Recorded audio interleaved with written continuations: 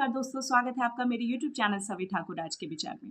दोस्तों, क्या बंगाल के बाद अब उत्तर प्रदेश की बारी है? क्या वाकई में अखिलेश यादव इतने कमजोर हैं?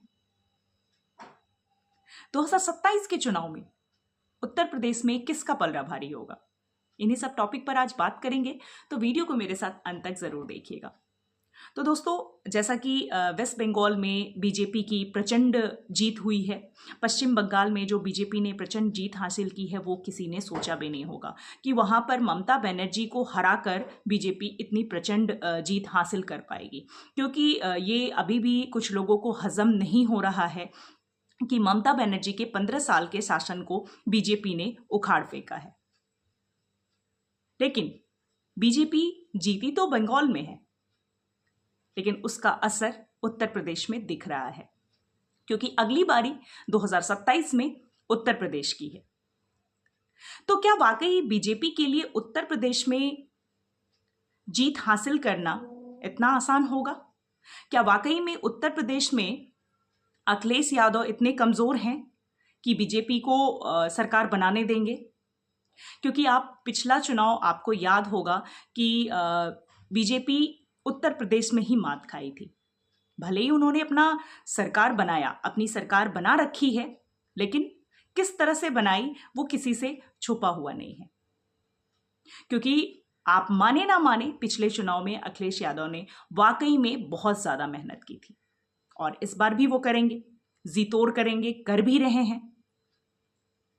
तो मुझे लगता है कि बीजेपी के लिए उत्तर प्रदेश में थोड़ा ये टफ होगा। हालांकि वेस्ट बंगाल में ही ऐसी स्थिति थी, बट किसी ने सोचा नहीं था कि बीजेपी वेस्ट बंगाल में ममता बनर्जी को हराकर प्रचंड जीत हासिल करेगी।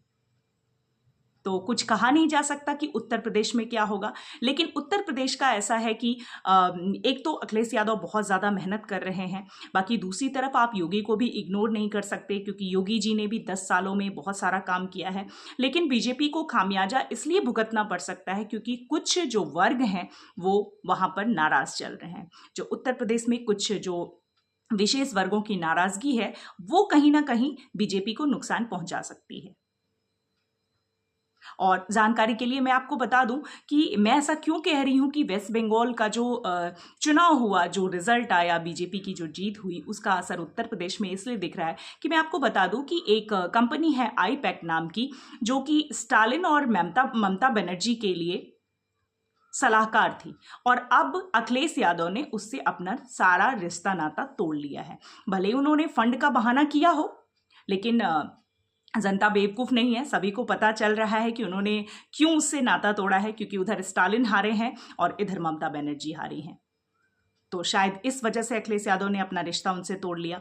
दूसरी चीज़, उसके बाद अखिलेश यादव का वेस्ट बंगाल जाना, पश्चिम बंगाल जाना और ममता बनर्जी को सहानुभूति देना और सहानुभूति लेना, ये दोनों चीज़ें कहीं ना कहीं इस तरह से दिख रही हैं कि अखिलेश यादव परेशान हैं, और इसका असर 2027 के चुनाव पे भी दिख रहा है।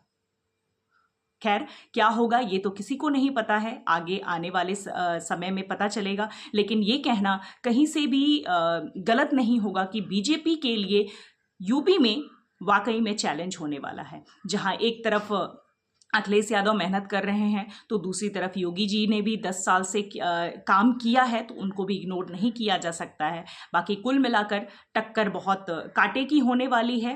हालांकि वेस्ट बंगाल में भी किसी ने सोचा नहीं था, बट वहाँ बीजेपी जीती है। तो देखते हैं 2027 में क्या होता है, किसका पलड़ा भारी होता है। क्या वाकई बीजेपी फिर से अपनी गवर्नमेंट बनाएगी या फिर अखिलेश यादव आने वाले हैं। जहाँ तक राहुल गांधी की बात है, तो उनका तो ना 3 है ना 13 है। खैर, वो यूपी में अखिलेश यादव के साथ लड़ेंगे, मिलकर लड़ेंगे, तो देखते हैं क्या ही परिणाम होता है। बाकी कांग्रेस का बिल्कुल जो सिक्का है वो बिल्कुल गुम हो चुका है।